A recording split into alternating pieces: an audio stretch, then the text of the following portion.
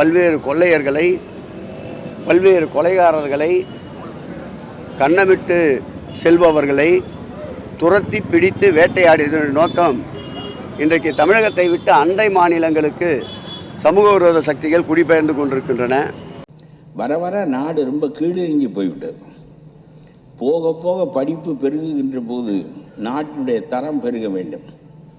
படிப்பு உயர் மட்டத்திற்கு போகின்ற போது நாடு இன்றைக்கு இருக்கின்ற நிலைமையும் அரசியலில் பேசப்படுகின்ற பேச்சுக்களும் வைக்கப்படுகின்ற வாதங்களையும் எண்ணி பார்க்கின்ற போது நமக்கு மிகவும் களைப்பாக இருக்கிறது.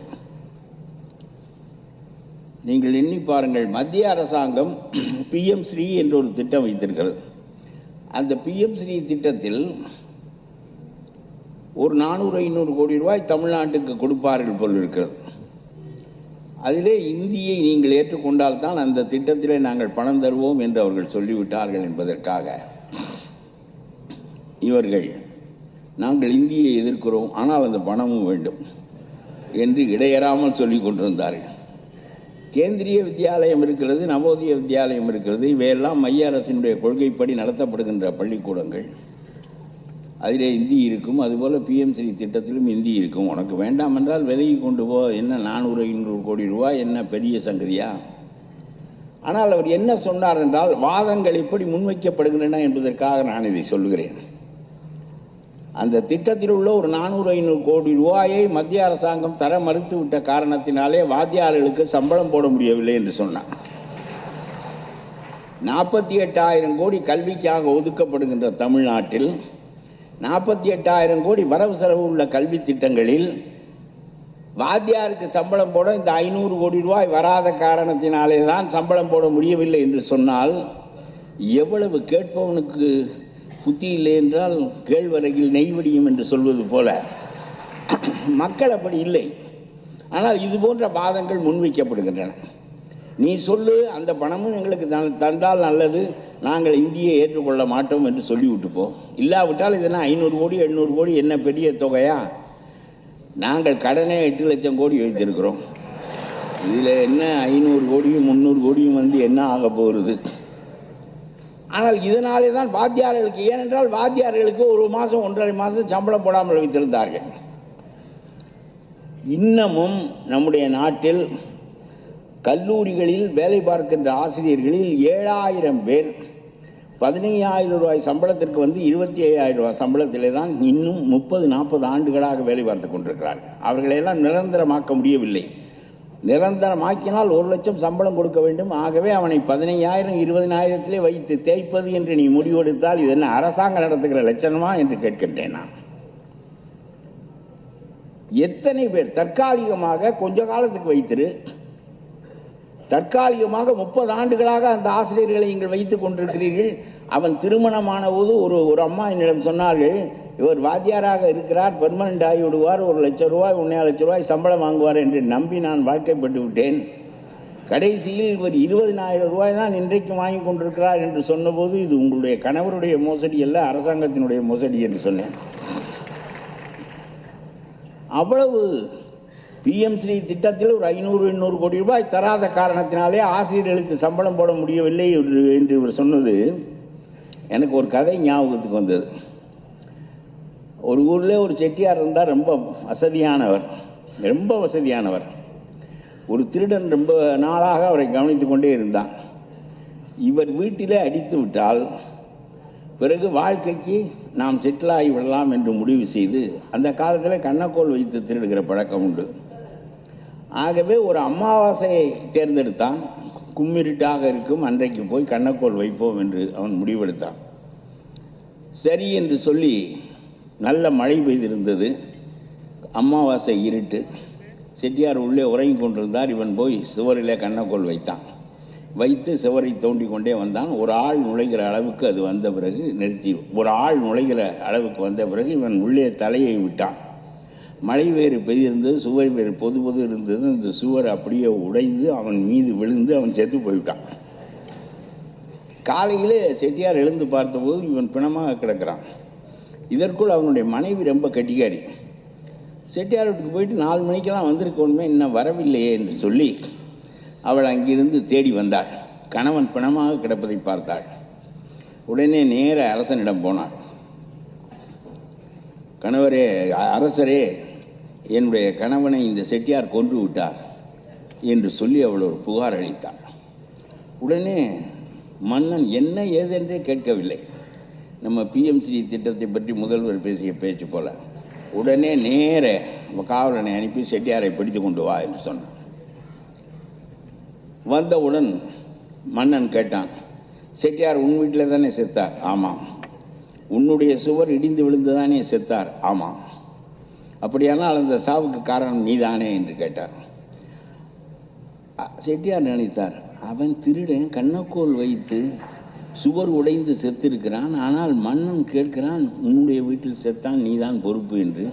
சரி, இவனிடம் நாம் அது மாதிரி பேசினால் சரியாக வராது என்று சொல்லி உடனே ஆமாம், செத்து போய்விட்டார், ஆனால் அரசே அதுக்கு நான் பொறுப்பில்லை.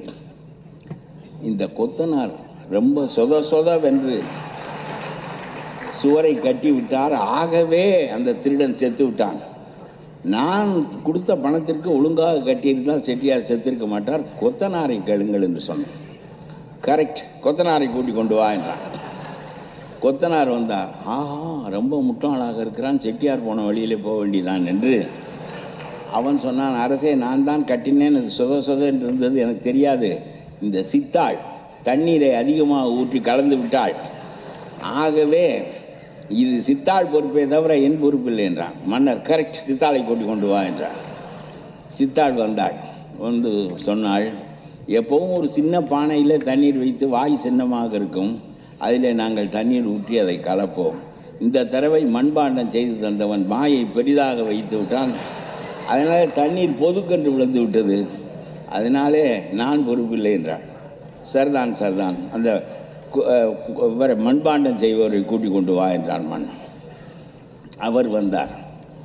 அவர் வந்தவுடன் இவன் கேட்டான், ஐயா, நான் எப்பவும் அளவாகத்தான் வாயை வைப்பேன், இந்த அம்மா சொல்வது சரிதான், ஆனால் நான் அந்த சமயம் அதை வாயை வணைந்து கொண்டிருந்த போது இந்த ஊர் நாட்டியக்காரி அந்த வழியாக போனாள். நான் நிமிர்ந்து பார்த்தேன், வாய் அகண்டு விட்டது. இவள் சல் என்று போயிருக்காவிட்டால் வாய் அகன்றிருக்காது, அவளை கேளுகிறான். சரி என்று நாட்டியக்காரியை கூட்டிக் கொண்டு வர சொன்னான்.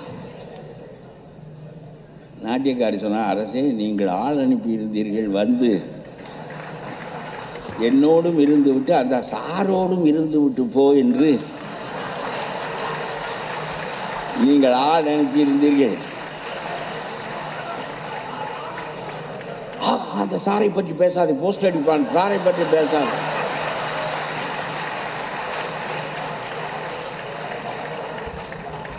நான் போகின்ற வழியில் குயவனுக்கு இப்படி ஆகிவிட்டது என்று சொன்னால் கேஸ் டிஸ்மிஸ், போங்கடா என்று சொல்லிவிட்டார். இப்படி ஒரு பதிலை நம்முடைய அரசாங்கம் சொல்லுகிறது. 500 கோடி ரூபாய் அவர்கள் தராத காரணத்தினால் 18,000 ஆசிரியர்கள் இருக்கிற பள்ளிக்கூடத்திற்கு சம்பளம் போடவில்லை என்று சொன்னால் அந்த முட்டாள்தனமான மன்னனுக்கும் இந்த அரசுக்கும் ஏதாவது வேறுபாடு இருக்கிறதா என்று கேட்கிறேன். ரொம்ப கேவலமாக போய்விட்டது. அந்த அறிவார்ந்த வாதங்கள் இல்லை. ஒருவன் மதம் மாறிட்டா அவன் ஹிந்து மதத்தில் எந்த பிரிவையும் பேச முடியாது. மதம் மாறினதுனால பேசுறான்டா அப்படின்னு சொல்லுவாங்க.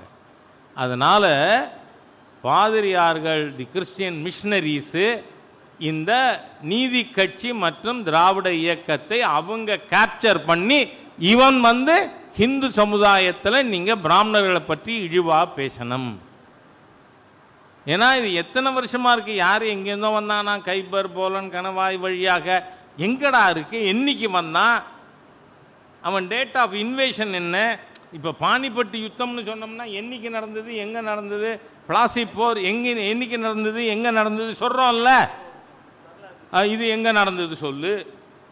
ஆகவே இவர்கள் கற்பனையாக, அதனால்தான் டாக்டர் B.R. அம்பேத்கர் அவர்கள் சட்டமேதை என்ன சொல்றாரு, the right place for the myth of Aryan invasion, ஆரிய படையெடுப்பு என்கின்ற கட்டுக்கதை, அதுக்கு சரியான இடம் குப்பை தொட்டி தான். ஆகவே இந்த மாதிரியாக இவர்கள் மதம் மாற்றுவதற்காக இந்து சமுதாயத்திலே பேதங்களை கிறிஸ்தவ மிஷனரிகளின் கைக்கூலிகளாக இங்கே இருக்கிறவன் பேசிட்டு இருக்கான். சரி, ராஜா கைக்கூலின்னு சொல்கிறான்னா ஏதோ அவன் நமக்கு விரோதமாக பேசுகிறாங்கிறதுக்காக இல்லை. 1944 சேலத்தில் தீக்காவோட ஃபஸ்ட்டு மாநாடு நடக்குது. நாம் பின்னணி தெரிஞ்சுக்கணும். இல்லைன்னா நோய் முதல் தெரியலைன்னா அந்த நோயை நாம் தணிக்க முடியாது. அப்போ ஈவேரா தலைமையில் தீக்காவின் முதல் மாநாடு. அந்த மாநாட்டில் தீர்மானம் போடுறாங்க, வெள்ளையன் வெளியேற வேண்டுமாம் காந்தியார் சொல்லுகிறார். காந்தியாருக்கு நல்ல பைத்தியம் பிடித்திருக்கிறது. அதனால தான் காங்கிரஸ்காரன் விட்டா மாட்டேங்கிறான். திமுக காந்தியவே திட்டினவங்கடா அப்படின்னு. காந்தியாருக்கு நல்ல பைத்தியம் பிடித்திருக்கிறது.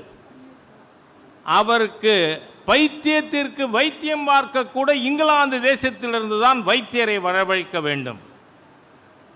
வெள்ளையன் வெளியேறிவிட்டால் விஞ்ஞானம் வெளியேறிவிடும். நான் I am repeating their statement verbatim. ஒரு வார்த்தை கூட என்னது இல்லை. வெள்ளையன் வெளியேறிவிட்டால் விஞ்ஞானம் வெளியேறிவிடும். கார் ஓடாது, பஸ் ஓடாது, தபால் தந்தி இருக்காது. இந்தியாவால் ஒரு குண்டு ஊசி கூட தயாரிக்க முடியாது. அட்டல்ஜி அணுகுண்டே தயார் பண்ணிவிட்டார். இவன் என்ன தீர்மானம் போடுறான்? இந்தியாவால் ஒரு குண்டு ஊசி கூட தயாரிக்க முடியாது. முட்டாள்கள்ங்கிறதுக்கு எந்த மாறுபாடும் இல்லாதவங்க, சமுதாயத்தில் லீடு பண்ண குவாலிட்டியே இல்லாத, குவாலிபிகேஷன் இல்லாத திராவிடியன் ஸ்டாக் தான். இந்த சமுதாயத்தை அழித்து விட்ட ஒரு கூட்டம் அது. அப்போ